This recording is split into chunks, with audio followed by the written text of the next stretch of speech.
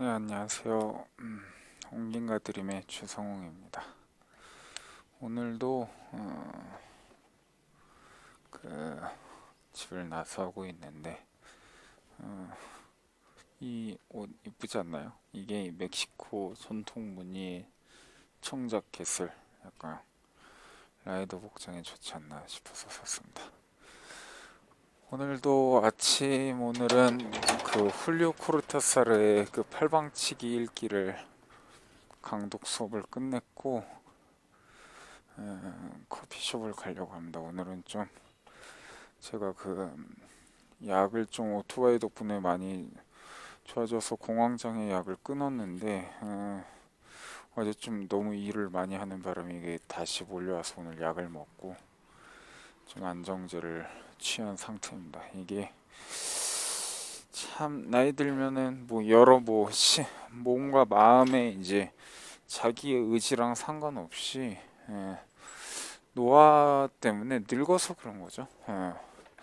부속품들이 마모가 돼서 생각보다 그렇게 쉽게 확 완치되거나 젊을 때랑 다르게 그런 게 좀 없는 것 같습니다. 그래서 오늘은 좀 이 지금 제 집에서 신세 지고 있는 일본인 그 후배에게도 그냥 따로 좀 시간을 보내자고 했고 원래 오늘도 친구 그 여기서 꽤 잘 나가는 작가이자 여자 작가이자 제 친구 애인인데 그 같은 학교 다니는 친구 박사 논문 시험에서 원래 가야 되는데 오늘 너무 무리하다가 컨디션 안 좋을 것 같아서 오늘은 그냥 혼자 시간을 보내기로 했습니다. 죽기 싫어서 어제 이렇게 엄청나게 형광을 붙였습니다. 그리고 몰랐는데 지금 제 헬멧이 밤에는 헬멧에 깜빡이가 있더라고요. 그 조명 등이 있어서 좀 더 안전하게 운전할 수 있다라는 생각이 들어서 다행입니다. 전 미러 등도 좀 이렇게 닦고요. 아까 닦았는데 생각보다 좀 더럽네요. 그래서 오늘은 한 15분 걸림에 있는 곳에 하늘이 이쁘네요. 이런 날 천천히 혼자 있는 것도 좋은 것 같습니다. 오늘은 픽시오네스라고 해서 문학 좋아하시는 분들은 알 수도 있을 텐데 그 보르헤스의 허구들이라고 하는 단편 소설집이 있죠. 네, 말 그대로 그 허구들을 이름으로 한 커피숍이 아침부터 여는 데가 있더라고요. 그 멀리서 봐도 빵이나 맛있어 보이고 되게 좋은 분위기에 너무 사람들 많이 가는 동네는 아닌데 그 제가 얼마 전에 무사도라고 하는 카페가 있는데 그 근처에 또 있어서 한번 가보려고 합니다. 오늘은 그냥 천천히 이 새로운 청 자켓을 입고서 가면서 이야기해 보도록 하겠습니다. 오늘은 이야기 주제로 아까 수업에서도 말씀을 드렸는데 외국어를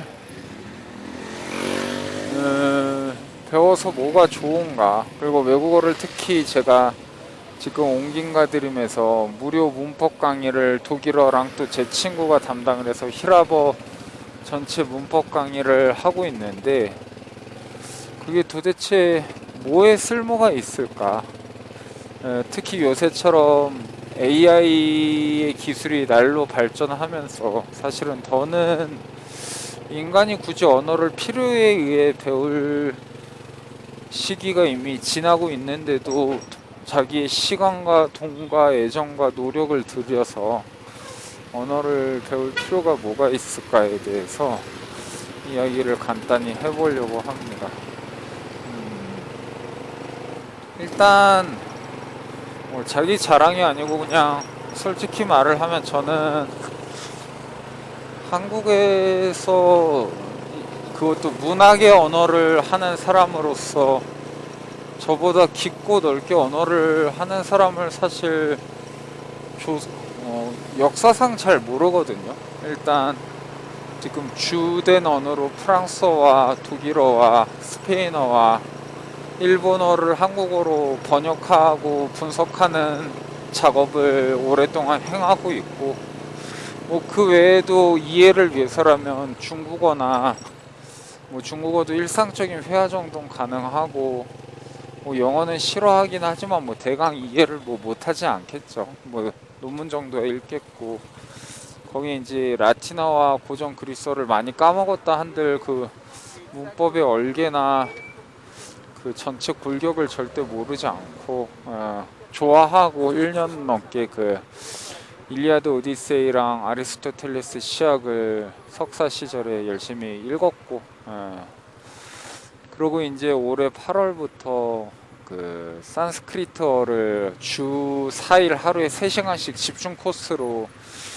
이제 저의 친구이자 그 콜맥스 교수인 아르난도에게 배우기로 해서, 뭐 대략 10개 국어 뭐 그중에 한 4-5개 언어는 뭐 단순히 잘한다 수준을 넘어서 적어도 제 분야의 전문 업무로서 조금도 부족함이 없는 정도로 하고 있는데, 그리고 이 모든 언어를 뭐 어릴 때부터 외국에 많이 살았고 그런 게 아니고 병역 끝내고 23, 4살에 시작을 해서 계속 언어만 다른 것보다 집중을 해서 계속 공부를 한 사람인 거죠. 뭐 남들은 돈 벌고 사회적 지위를 얻고 그걸 통해서 명예를 얻고 인간관계를 확장시킬 동안 저는 좀 비정상적으로 언어에 대한 집착이 있었고, 그러다 보니까 지금에 와서는 자신 있게 뭐 사실 여러 요새 막 SNS나 그런 곳에 많은 사람들이 자기 언어 뭐 발음이 좋네, 일상어가 뭐네 하면서 동영상 올리는 사람들이 많은 걸 모르지 않은데, 전 솔직히 같은 시기에 언어를 새로 배운 사람들 혹은 아니면 모국어로서 한 언어를 계속해서 쓰는 어떤 사람을 봐도 누구보다 단순히 더 잘하고 발음이 좋고 이런 건 사실 너무 이미 제 기준으로는 너무 쓰잘데기 없는 이야기고요. 그걸 넘어서 저는 뭐 저만의 언어로 남하고 비교할 수 없는 공간에 활동을 하고 있다라는 거는 뭐 겸손이든 오만이든을 떠나서 그냥 숨길래야 숨길 수 없는 사실이고, 그거를 믿고 후원해주는 분들이 있으니까 이런 온긴과 드림이라는 단체로도 그 활동을 하고 있는 거겠죠. 여간 그렇습니다. 그래서 그러면 그런 언어들을 하는 게 뭐 과연 뭐가 좋을까, 언어를 배우면 뭐가 좋을까를 할 때 단점부터 말씀드리면, 저는 언어를 많이 배우는 거에 별로 그렇게 대단한 걸 느끼지도 않고 뭐 조금도 뭐 언어를 잘하는 거에 막 뿌듯함을 느끼는 편은 아닙니다. 오히려 자기 모국어 하나도 아무도 제대로 아름답고 단련하고 세련되게 쓸 수 없는 시대에 언어를 사람들이 얼마만큼 정말 중요하게 생각하나, 단순히 어떤 남들에게 보이기 위한 스펙을 위한 언어 따위는 저는 없어져도 좋다라고 좀 극단적으로 생각을 하는데요. 그렇기 때문에 여러 언어 어설프게 찍먹해서 잘하는 것보다 단 하나의, 그게 모국어가 됐던 뭐 한국어가 됐던 그 하나의 언어를 누구하고도 비교할 수 없을 만큼 단단하고 자기만의 아름다움으로 발전시키는 사람들의 언어를 막 몇 개 국어 하고 뭐 어디 뭐 이상한 인터넷에서 갑자기 영어로 막 디스커션을 한다든지 멋있는 척 말을 하는 사람보다 훨씬 더 가치 있고 존중할 수 있는 것이라고 봅니다. 오히려 한국은 너무 그 문화 사대주의가 오래 지속됐었고, 별거 아닌 그냥 외국어 좀 하는 게 뭐 되게 큰 권력이나 지식에 대한 큰 척도가 되는 것처럼 착각하는 사람들이 있는데, 저는 그렇게 보지 않고요. 그리고 단점이라고 생각하면 지금 단점을 말씀드리려고 했는데, 일단 단순한 수준을 넘어서 한 언어를 정말로 제 기준으로 받아들인다라고 하는 거는 자기가 갖고 있던 세계나 편견이나 생각이나 자기의 가치관을 혹은 자기를 구성하고 있는 자기의 정신을 혹은 자기의 육체를 무너뜨리면서 시작하는 거거든요. 기존에 자기가 있던 어떤 습관대로 그 안에서 언어를 배우면 한 언어는 평생 외국어 수준에 남을 수밖에 없습니다. 그러면은 뭐 아무리 뭐 발음이 좋아지고 BBC 앵콜 따라하고 그래도 그냥 외국어예요. 근데 그렇게 하면은 결국 자기에게 맞지 않는 옷을 그냥 멋들어지게 걸쳐 입는 그냥 뭐 힙스터 멋쟁이가 될 수는 있어도 저는 그런 식의 언어는 뭐 하기 위해서라면 그렇게 어려운 것도 아니고 그냥 적당히 적당한 재능과 적당한 시간과 돈을 투자하면 누구나 할 수 있더라고 봅니다. 근데 그게 아니고 한 언어를 자기 것으로 만든다라는 것은 기존의 언어와의 충돌 혹은 기존의 자기의 생각과의 충돌, 기존의 자기가 보고 있는 세계와 육체와의 충돌을 수반하기 때문에 말이 좋아서 충돌이지 상당하게 몸과 정신에 부담이 가는 것 같습니다. 저도 어리고 20대나 이럴 때는 호르몬이 과하게 분비되고 에너지가 있고 또 운동을 좀 오래 하기도 했었으니까 버텨냈거든요, 몸이. 근데 제가 이제 20대 때 그렇게 해서 프랑스어와 독일어를 하고 그 뒤에 뭐 이제 쭉 이어서 라틴어, 히라버, 일본어, 스페인어 등등을 다시 하면서 뭐 다른 여러 가지 이유도 있었겠지만 그게 정신에 상당히 부담을 줬던 것 같습니다. 그래서 뭐 여러 뭐 저의 잘못된 건강 습관 때문도 있었겠지만 제가 지금 뭐 엄청나게 힘든 건 아니지만 약으로 어느 정도 조절이 되는 정도긴 하지만 그 공황장애를 좀 앓고 있거든요. 꽤 오래. 예. 그것도 공황장애인지도 모르고 술로 그냥 안정제를 대신해서 매일마다 아르헨티나 있을 때는 하루에 와인을 한 병 이상씩 마시면서 심지어 수업하면서 술 마셨어요. 왜냐면 이게 말을 하다 보면 오늘도 약간 그런 증상이 오랜만에 왔는데 토할 것 같고 좀 화가 나고 짜증이 나면서 숨이 팍팍 막힙니다. 그래서 그런 식의 증상을 술로 완화했기 때문에 뭐 제 수업 자체가 좀 독특해서 그걸 문제 삼는 분이 한 명 정도 예전에 있었지만 뭐 그럼 문제 삼으면 안 들으면 되죠. 왜 문제를 삼는지 모르겠지만 대부분 그리고 뭐 전 술 마신다고 뭐 말을 하는 게 달라지지 않고 항상 헛소리를 잘하기 때문에 술을 마시면 오히려 조금 더 명민해질 수도 있겠습니다. 근데 여가 뭐 그런 건 뭐 그냥 부가적인 기능이고 그래서 그러다가 이제 일본 가서 처음으로 차도 없고 좋네요. 일본 가서 처음으로 그 공황장애 약을 항우울제를 먹으면서 상당히 좋아져서 이제는 그전에 뭐 갑상선 암인가 그런 생각했었어요. 근데 여가 이제는 조절을 하면서 어느 정도 자기 삶을 영위할 수 있게 됐는데 여간 새로 지금 나이가 다 들어서 에콰도르 가서 스페인어를 배우고 새로운 문화에 노출시키고 또 일본 가서 4년 살면서 일본어로 논문을 쓰고 생활을 하고 그리고 또 제가 이제 여간 다녔던 학교들이 남들이 봤을 때 뭐 각 나라에서 제일 유명한 대학들이었던 것도 뭐 거짓말은 아니고 근데 그런 곳 안에서 갑자기 들어온 사람들을 받아주고 박사과정에서 일을 하게 한다면 그만큼의 또 뭐 남들과 같은 방식은 아니더라도 퍼포먼스를 보여줘야 되겠죠. 그러다 보니까 무리를 하는 것들도 분명히 있었고 그러니까 머리를 쉬지 못하고 살았던 것 같습니다. 거기에 좀 더 원래 신경질적이고 예민했던 것들과 또 번역을 하는 것들과 또 이제 뭐라고 해야 되나요?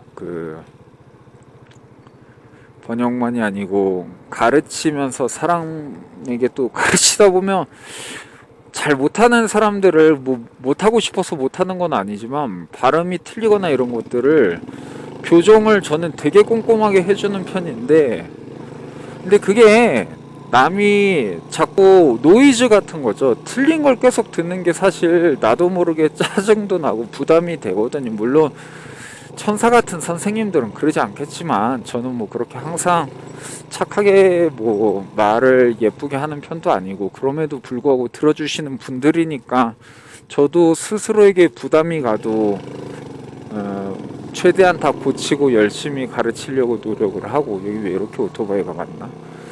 여간 그러다 보니까 더 공황장애가 심해지고, 오늘처럼 살짝 머리가 토할 것 같은 느낌이 너무 강하게 들면 또 이제 따로 안정제를 먹고 그러는데, 여간 그렇습니다. 이 모든 걸 언어 탓을 할 수는 없겠지만 제가 이제 나중에 추체험적으로 보면은 너무 많은 새로움에 나를 노출시켰다. 그리고 그렇게 해서 뭐 결론적으로 남들이 보기엔 뭐, 근데 남들이 제 언어를 뭐 볼 수도 없죠. 그냥 AI가 더 잘할 수도 있을 텐데, 어떤 면에선 더 AI가 반응도 빠를 수 있고, 이제 동시통역에 거의 모든 걸 AI가 이제 쥐고 넘어갈 수도 있을 텐데, 남들이 볼 때 뭐 적당히 잘하겠죠, 당연히 여러 언어를. 그런데 겨우 고작 그 정도 효과를 위해서 언어를 공부할 필요는 이제 없는 시대가 왔음을 제가 끊임없이 누차 말씀드리고, 그러니까 결국은 자기만의 즐거움을 위해서 공부를 한 건데, 그게 몸과 체력에 이렇게 부담이 되는 게 의미가 있나? 그런 생각을 종종 합니다. 그래서 단점이라고 하면, 정말 온전하게 새로운 사랑이든 언어든 학습이든 공부는 우리가 몸을 단련하면 단단해진다라는 착각을 하지만, 노화 앞에서는 항상 단단해지지 않습니다. 몸을 계속해서 마모시키고 녹슬게 만들기 때문에, 물론 좀 더 몸을 더 건강하게 하기 위한 단련법을 쓰면 좋겠지만, 공부라고 하는 거는 일종의 자기에게 부담을 계속 주는 거고, 그 부담을 정말 조금만 건강해지기 위한 공부면은 좋을 수 있을 텐데, 건강을 넘어서 자기의 삶에 대한 욕망을 위한 공부는 자기를 해칠 수 있다. 뭐가 됐든. 그렇기 때문에 그렇다라는 걸 말씀드리고, 그래서 그게 어떤 공부를, 특히 저처럼 원래 머리가 좋았던 사람도 아닌데 20살이 넘어서 억지로 언어를 잘 배울 수 있던 환경도 아닌데 공부를 한 사람 입장에서는 그런 문제의식을 좀 생각해 볼 수밖에 없는 것 같습니다. 그러면 언어를 결국 배워서 어떤 장점이 있느냐 라는 말을 이제 좀 해보려고 하는데, 제가 항상 인도 유럽어, 그러니까 프랑스어, 독일어, 스페인어, 이태리어를 할 때 항상 이제 딴 것보다도, 여기 좌회전을 왜 이렇게 이상하게 긁어가지? 뭔가 하나 봅니다. 오토바이는 이럴 때도 들어갈 수 있어서 좋네요. 여가 하는 게, 한 언어의 근본적인 골격이 같이 있거든요, 인도 유럽어는. 그래서 그 인도 유럽어 전체를 이해한다라고 하는 거는, 원래 언어라는 게 어떻게 비롯되어서 이런 구조를 지녔는지를 이해하는 건 물론이고, 그 안에 어떤 하나하나의 시제, 뭐 명사의 성과 수와 격, 시제 안에 있는 인칭에 대한 변화와 태에 대한 변화와 서법에 대한 변화와 뭐 시간에 대한 변화, 그 모든 것들을, 시제를 그걸 다 합하면 많은 시제가 있는데, 그냥 형태 알고 용법을 아는 게 중요한 게 아니고, 이런 것들을 통해서 그 언어권의 사람들은 어떤 식으로 세계를 포착하려고 했나, 그게 언어마다 정말로 다르거든요. 좀 간단한 예를 들면은, 뭐 예를 들면 불어에선 사부악 동사랑 꼬네트 동사의 차이가 그렇고, 이 스페인어에서는 이 사베르 동사랑 꼬노세르 동사의 차이가 있거든요. 그게 뭐냐면, 한국어는 그냥 안다라고 하면 문맥에 따라서 다르겠지만 그냥 알다잖아요. 그런데 이제 불어나 스페인어에서는 이 경험으로서의 암과 지식으로서의 암을 나눠요. 그러니까 경험으로서의 암이라는 거, 너 파리 가봐서, 나 파리 잘 알지? 라는 건 자기의 몸으로, 감각으로 경험해서 무언가를 자기 안에 그 어떤 이미지를 들여놓는 방식의 알면은, 지식으로서의 알면 운전의 스킬을 배우고, 뭐 그것도 어디까지가 경험이고 어디까지가 지식인지 고민이 될 수 있죠. 근데 얘가 배워서 기술을 습득할 수 있고 정보를 습득할 수 있는 어떤 알을 다르게 보거든요. 근데 그걸 다르게 보면 뭐가 좋아라고 하면, 그걸 통해서 알미라는 것을, 여기입니다. 픽시오네스 카페에 왔습니다. 여기에서 먹어보도록 하겠습니다. 예. ¿Puedo pedir el café acá? ¿Puedo comer acá hoy? ¿Puedo comer acá? 제 말을 못. ¿Se puede pedir café? Sí, sí. No, quiero café y un pan. Sí, gracias.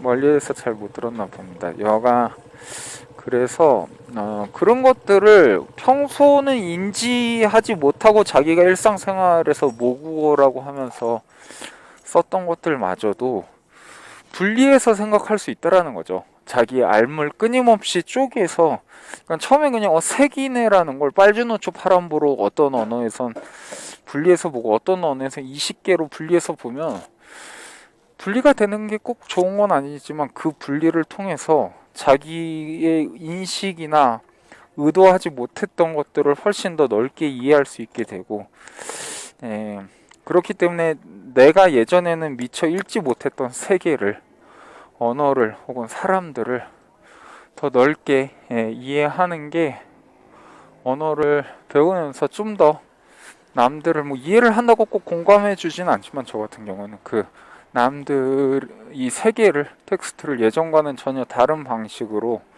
이해할 수 있게 된다라는 게 그 언어 학습에서 의 즐거움인 것 같습니다. 근데 그 즐거움이 아까 말한 것처럼 단점도 같이 돌아가는 게, 그 이상한 사람으로 보기에는 오자마자 이상한 사진이나 찍고 헬멧 벗고 있고, 그런데 여기 이제 오토바이랑 함께 이렇게 찍어 놔야겠네요. 여가 이렇게 찍으면 좀 더, 그렇습니다. 그래서 그런 것들이 제가 봤을 때 이 언어에 대한 능률이 쓸모없는 시대에 이제 유일한 언어를 배우는 이유가 아닐까라는 생각이 듭니다. 여간 그래서 언어를 배울 수 있겠습니다. 자, 그러면 영상 끊고 다음에 또 보도록 하겠습니다. 감사합니다.